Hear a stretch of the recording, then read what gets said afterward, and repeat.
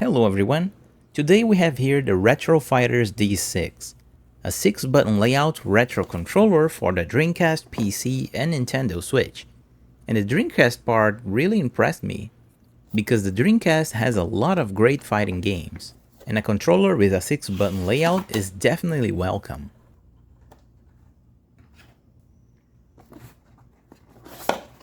In this side of the box, we have the Dreamcast controller plug and the VMU slot.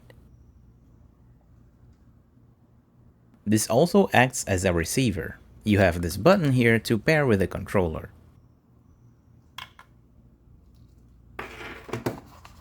You also get a braided USB Type-C cable,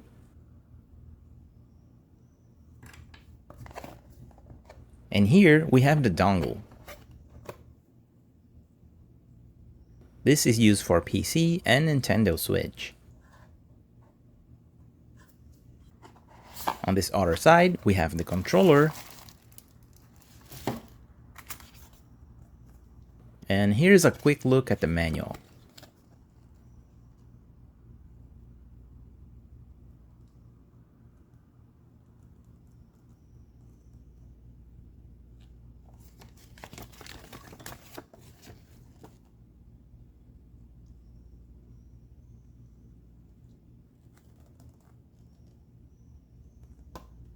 And you also get this nice pin.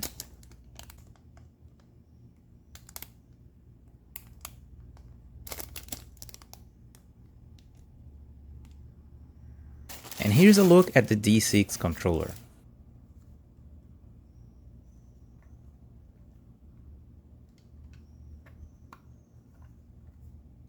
There's a switch on the bottom here, and it's hard to show, but it's written here DP, LS, and RS. It's used to change between the D-pad left stick or right stick. On the top we have the two shoulder buttons, a pair, and a capture button. And the controller feels very comfortable. The grips are very ergonomic and it feels great to hold.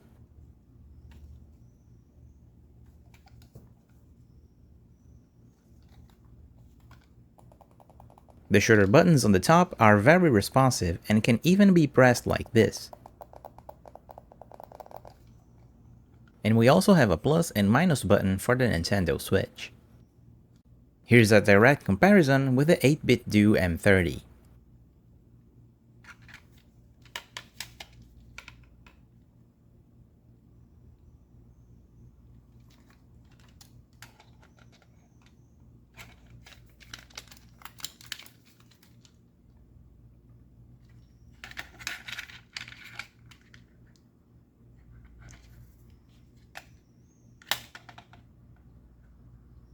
The top buttons on the M30 are a bit small, and this can be annoying for some players. But here on the D6, all of the buttons have the same size. It's definitely much better if you like to play with an arcade grip like this. All of the buttons use scale mouse switches. The maximum travel distance is about here, but you can force it and it will sink flat with the shell.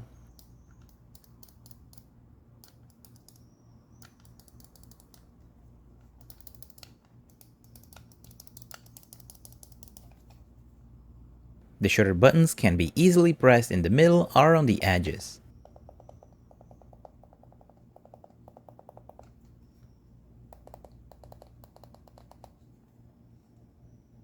The menu buttons also uses mechanical switches, but they're different from mouse switches. The D-pad though uses scale mouse switches just like the main buttons.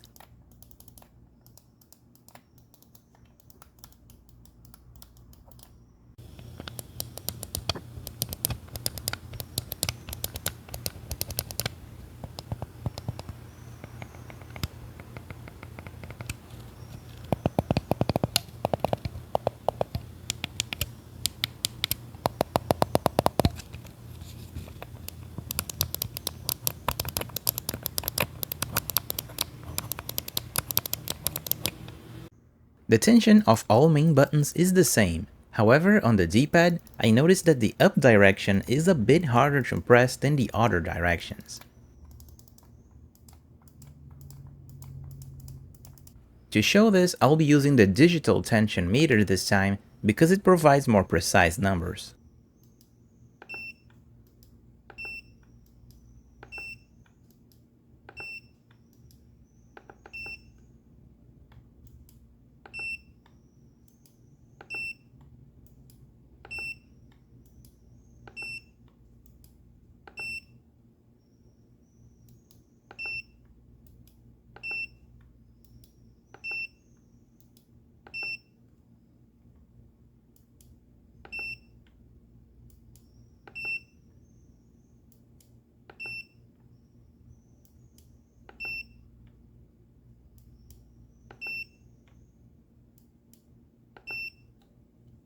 So definitely there is a difference in the tension of the D-pad. During my use, I did feel the difference, but it's not very annoying. And it even may be a benefit in some fighting games because you won't get accidental jumps.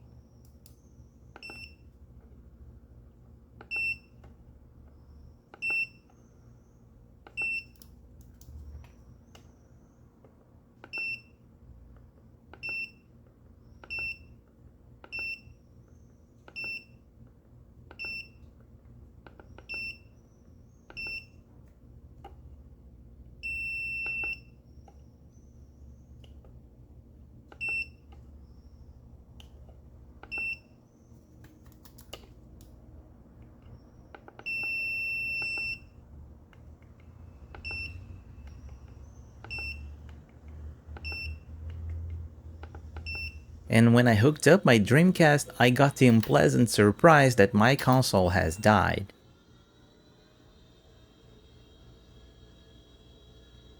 It did turn on and the VMU did respond, but then there was no image and nothing showed up in the VMU screen. And this is not a problem with the controller because with my original Dreamcast controller, the issue also happened. So I believe that the capacitors in the mainboard are dead and I'll have to do a complete restoration on this console. Unfortunately, I won't be able to show the Dreamcast operation, but at least I can show how to pair the controller with a Dreamcast plug.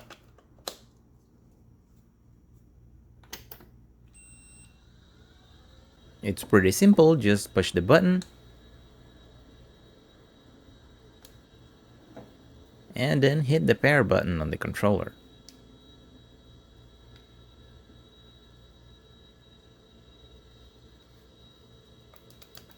Other YouTubers have also tested this controller with the Dreamcast and had no problems, so I think it's okay.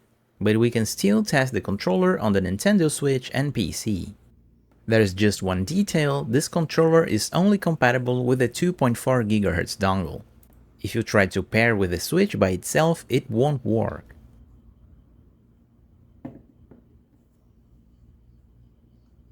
So you must either plug the dongle on your dock or use an OTG adapter like this one.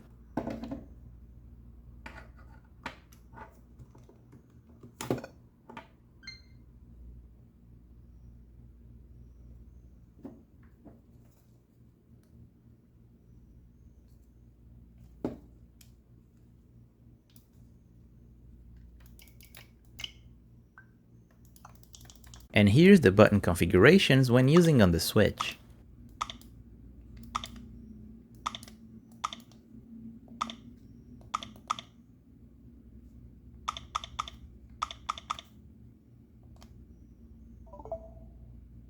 Now you can change to a second configuration by holding plus and minus. This other configuration swaps the layout of the Z, C, and shoulder buttons.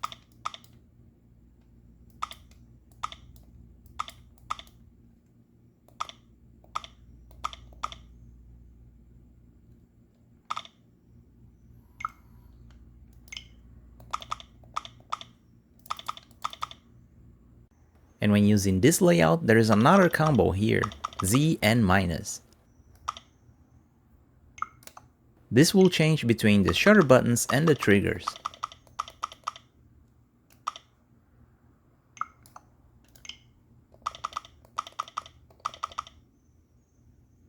The capture button works, and the pair button does nothing. The D-pad will work as a D-pad, but you can change the switch and use it as the left or right stick. It does not have motion controls.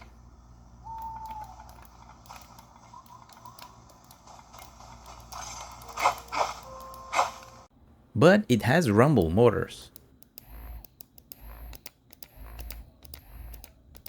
Moving to the tests on PC, if you press the D-pad close to the edges, it won't be easy to hit the diagonals. But if you press just a bit higher, it will be much easier and you can hit the diagonals. So I think this pleases both tastes, right? If you don't like to hit the diagonals easily, you can just push the D-pad close to the edges. And if you like to press the diagonals easily, you just need to move your thumb closer to the center.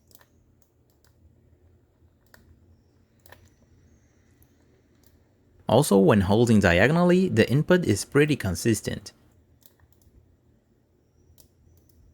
And it has a center pivot, preventing you from hitting all 4 directions.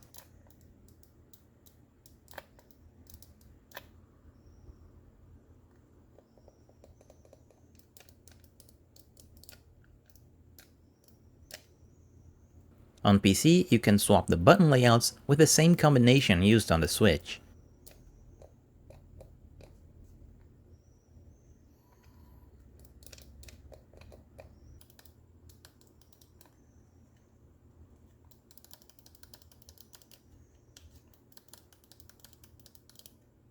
The Dreamcast Start button works as the home button, and holding it down will change between X input and D input.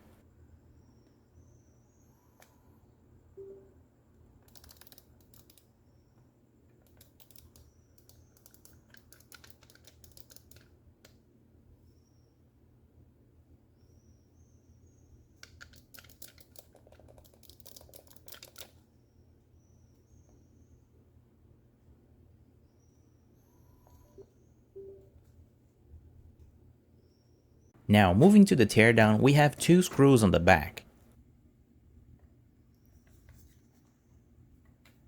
And there's no hidden screws too. So I tried opening it with a prying tool. And I tried really hard to open this controller. After all, I tried to open all controllers that I review. But for some reason, I couldn't get it to open. Almost as if there was something glued inside.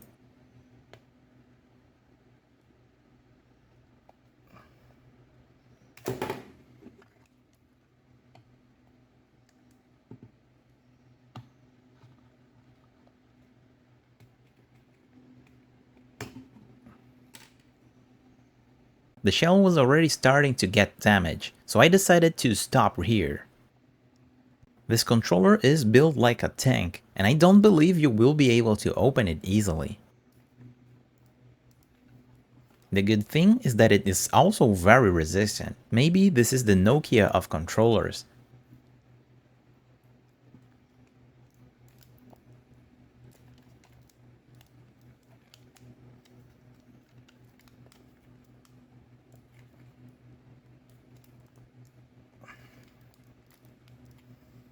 Later, I contacted Retrofighters, and they were kind enough to send me this guide on how to open the controller, and I decided to give one more go.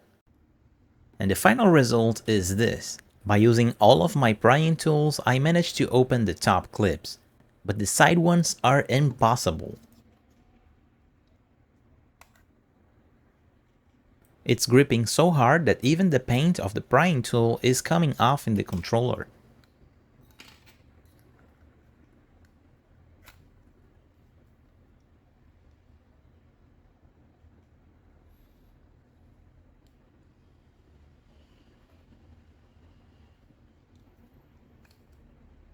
Even trying to slide a pick there is very difficult.